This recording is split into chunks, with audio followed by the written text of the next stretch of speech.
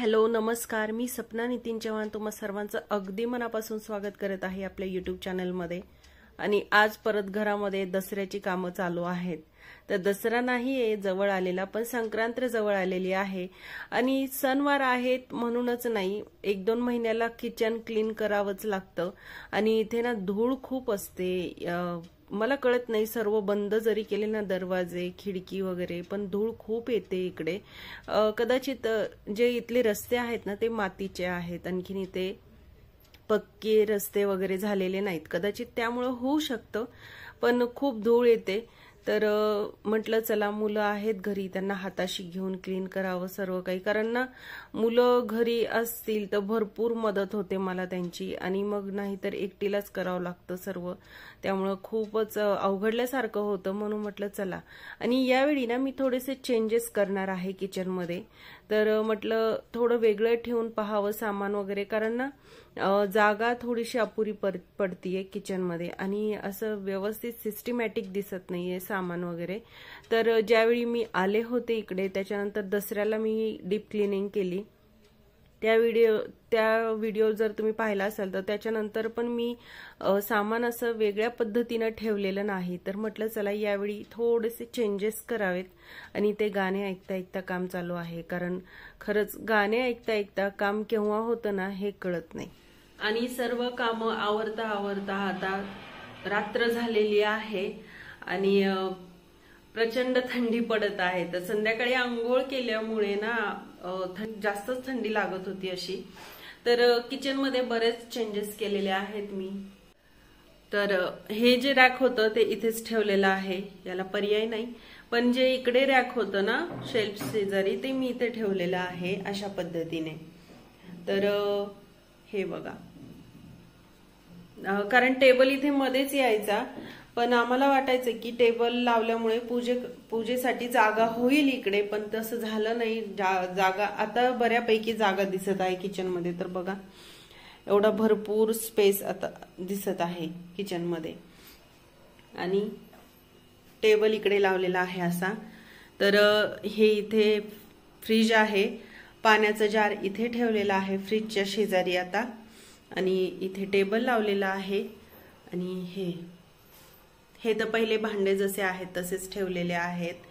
आणि हे जे मागवलेलं आहे मी, तर सामान स्टोर करण्यासाठी भरपूर पूजेचं साहित्य आहे ना, त्याच्यामुळे स्टोर करण्यासाठी काहीतरी हवं होतं, त्याच्यामुळे मी इथे हे मागवलेलं आहे। तर छान आहे, क्वालिटी ठीक आहे, आणि याच्यात सर्व पूजेचे आयटम मी ठेवून दिलेले आहेत, अगरबत्ती, धूपबत्ती, कापूर वगैरे, पुस्तक रिलेटेड पूजेशी जे पण आहेत पुस्तकं रिलेटेड, ते मी इथं ठेवलेले आहेत।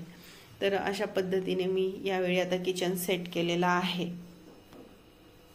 आणि इकडे हे बघा, आता चहा वगैरे झालेला आहे, कारण कामं आवरून घेतली, आणि थंडी खूपच आहे। 2-4 दिवस झालं, मला वाटतं 8 दिवस झालं बऱ्यापैकी थंडी आहे, पण कालपासून खूप कडाक्याची थंडी आहे इकडे। आणि झाडं बघा मस्त आलीत की नाही, आता ग्रोथ खूप छान होतीये यांची। तर असं ठेवलेलं आहे मी आता किचन, आणि बघू किती दिवस ठेवते असं, पण मला तर असंच बरं वाटतंय, ठीक वाटत आहे असंच मला, म्हणजे जागा भरपूर झाली मला किचन मध्ये वापरणे। आणि दिवसभर काही काम केले किंवा फिरून आलो ना आपण, त्यावेळी कंटाळ येतो तो स्वयंपाकाचा। तर मग आता काय करावं म्हणून म्हटलं चला डोसे बनवावेत। तर डोसा मी इथे एग डोसा करत आहे। तर हा डोसा ना मला नीमचला केरलाच्या एक दीदी होत्या, त्यांनी शिकवलेला आहे। तर डोसा तर आपण करतोच, पण एग डोसा त्या म्हटल्या खूप टेस्टी लागतो। तर त्याच्यासाठी मी कांदा, टोमॅटो, हिरवी मिरची आणि कोथिंबीर त्याचं ना बारीक आपल्याला कापून घ्यायचं असतं, तर ते कापण्यात तेवढं बारीक येत नाही, म्हणून मी ते चॉपर मध्ये त्याला क्रश करून घेत आहे। तर एकदम बारीक असलं पाहिजे ते, तर बघा या पद्धतीने, तर ते व्यवस्थित बारीक करून घेतलेलं आहे मी हे। आणि खरंच काम एवढे केल्यानंतर ना खूप कंटाळ येतो स्वयंपाक वगैरे करण्याचा, मला तर खूप येतो कंटाळ। मग म्हटलं चला काहीतरी वेगळं करावं म्हणून हे करून घेतलं।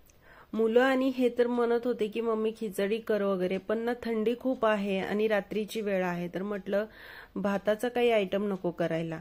तर इथे बघा आपलं इडलीचं पीठ आहे का तेच बॅटर आहे, त्याचे डोसे देखील छान बनतात। तर त्याचा मी इथे आता डोसा आधी बनवून घेतलेला आहे, त्याच्यावरती एक अंड घेतलेला आहे फोडून, आणि जे मी कांदा, टोमॅटो, हिरवी मिरची आणि कोथिंबीर जे घेतलं होतं त्याचं 1 चम्मच मी इथे घेतलेला आहे, आणि त्याच्यामध्ये चवीपुरतं मीठ आणि लाल तिखट थोडंसं। तर आता हे सर्व व्यवस्थित मिक्स करून घेतल्यानंतर पूर्ण ऑमलेट सारखं एकदम पसरवून घ्यायचं आहे डोस्यावरती। डोसा ज्या आकाराचा आहे, जेवढाही आहे तेवढं पूर्णपणे पसरवून घ्यायचं आहे इथे, आणि व्यवस्थित पसरवून घेतल्यानंतर त्याच्यावरती वरतून नंतर तेलाची धार सोडायची आहे। आधी डोसा आपण बनवून घेतला ना, त्याच्यावर देखील तेलाची धार सोडायची आहे। डोसा खूप छान बनतो, क्रिस्पी बनतो, आणि खरंच या पद्धतीने डोसा एकदा तुम्ही नक्की करून पहा आणि खा, कारण खूप वेगळी चव लागते डोस्याची। आणि आमच्या घरात नॉर्मल डोशांपेक्षा याच डोशांना जास्त मागणी असते, कारण ऑमलेटचीही चव येते त्याला आणि डोस्याचीही येते, आणि चव एकदम दुप्पट होते। एकदा नक्की ट्राय करा। डोसे तर प्रत्येकाच्याच घरात बनतात, फक्त पद्धत थोडी वेगळी आहे, त्याच्यामुळे एकदा ट्राय करा। आता डोसा पूर्णपणे व्यवस्थित खालून व्यवस्थित तो झाल्यानंतर त्याला आपण पलटी करून घ्यायचा आहे। तर ऑमलेट देखील वरचं जे अंड्याचं पूर्ण आवरण आहे ना, ते पूर्णपणे शिजल्यानंतरच त्याला पलटी करून घ्यायचं आहे। तर तुम्ही पाहू शकता, मस्त दिसतंय, आणि खूप पातळ लेयर होते ही, कारण आपण डोसा देखील जेवढा पातळ घालू ना तेवढाच पातळ ऑमलेट बनेल। आणि त्याच्यानंतर हे दोन्ही देखील मिळून जरी असतील ना तरी खूप जास्त जाड बनत नाही, आपल्यावरती आहे आपण किती जाड आणि पातळ ठेवायचं। तर याच्याबरोबर खाण्यासाठी मी इथं नारळाची चटणी केलेली आहे। तर चटणीचा हा खूप वेगळा प्रकार आहे, जो केरळ, तमिळनाडू वगैरे त्या साईडला बनवला जातो। हा प्रकार देखील मला त्या दीदींनीच शिकवलेला आहे। तर खोबरं, हिरवी मिरची आणि 2-4 लसण पाकळ्या, कोथिंबीर मी मिक्सरला फिरवून घेतला आधी, आणि त्याच्यानंतर याच्यामध्ये दही घालत आहे मी। तर हो, दहीच घालायचं आहे। लिंबाने चव वेगळी लागते, पण दह्याने याची चव खूप छान लागते। तुम्ही जर दह्याची चटणी कधी खात असाल ना तर त्याच प्रकारे चव येते, आणि तो नारळाचा फ्लेवर त्याच्यामध्ये, वाव, खूप मस्त लागते ही देखील चटणी। एकदा नक्की ट्राय करा तुम्ही, बघा, सगळ्यांना नक्की आवडेल ही चटणी, कारण खूप वेगळ्या पद्धतीने त्यांनी मला ही रेसिपी सांगितली होती, आणि नीमचला त्यांनी मला ही रेसिपी शिकवली होती। तर खरं वेगवेगळ्या स्टेट मधले लोक त्यांचे वेगवेगळे खाण्याचे पदार्थ जे त्यांचे ट्रेडिशनल आहेत तो शिकण्याचा काही आनंदच वेगळा आहे। आपण करतो, आपल्याला वाटतं की हा हीच पद्धत असेल किंवा या प्रकारेच करत असतील, तर तसं नाही। पद्धत त्यांची वेगळी असते, त्याच्यात वेगवेगळे आयटम्स पडलेले असतात, आपल्याला ते माहीत देखील नसतात। तर शेंगदाण्याची देखील लाल चटणी करतात ते लोक, मी तुमच्याशी ती शेअर केलेली आहे। शेंगदाण्याची चटणी तुम्ही व्हिडिओमध्ये पाहू शकतात। याच्या आधीचे बरेच व्हिडिओ आहेत त्याच्यामध्ये मी इडली आणि चटणी तुम्हाला दाखवलेली आहे। तर आता इथे चवीपुरतं मीठ आणि चटणी तयार आहे। तर खूप पटकन बनते, फक्त फोडणी देताना गॅस कमी करायचा। याच्यामध्ये दही आहे आणि कंटिन्युअसली हलवत राहायचं आहे, कारण दही नंतर फुटतं आणि उकळी यायच्या आत बंद करायचं। तर बघा, झटपट साऊथ इंडियन डिश इथं तयार झालेली आहे। तुम्ही कितीही थकलेले असाल आणि रात्रीची कुठलीही वेळ असू देत, ही रेसिपी आवडीने खाल, आणि बनवायला तर एकदम मिनिटांचं काम आहे, पण चव एकदम खतरनाक आहे या रेसिपीची। एकदा नक्की ट्राय करा। तर सर्व कामं झाले आणि प्रचंड थकवा आलेला आहे आता, आणि अक्षूने भरपूर मदत केली, आणि खरं तर तो घरी आहे म्हणूनच मी ही सर्व कामं काढली। तर खूप मदत झाली त्याची, आणि आता संक्रांत येत आहे जवळ, त्याच्यामुळेच मी ही साफसफाई केलेली आहे। अवघ्या काही दिवसांवरती संक्रांत आलेली आहे, आणि झालं काय की दिवाळीनंतर ना मी डबे सर्व घासून घेतले होते, पण रॅक वगैरे असं डीप क्लिनिंग केलं नव्हतं किचनचं, आणि मला जरासं खराबच दिसत होतं किचन। म्हटलं चला वेळ आहे, त्याच्यामुळे एकदा क्लीन करून घ्यावं। तर आता सर्व काही क्लीन केलेलं आहे, आणि आता इथून पुढे आता फक्त मला करायची आहे शॉपिंग। मला म्हणजे प्रत्येक स्त्रियांचं हेच आहे। तर सुगड असतं, वानाचं असतं, भरपूर गोष्टी असतात, आणि हो, साडी पण घ्यायची आहे। त्याच्यामुळं इथून पुढचे ब्लॉग नक्की बघा।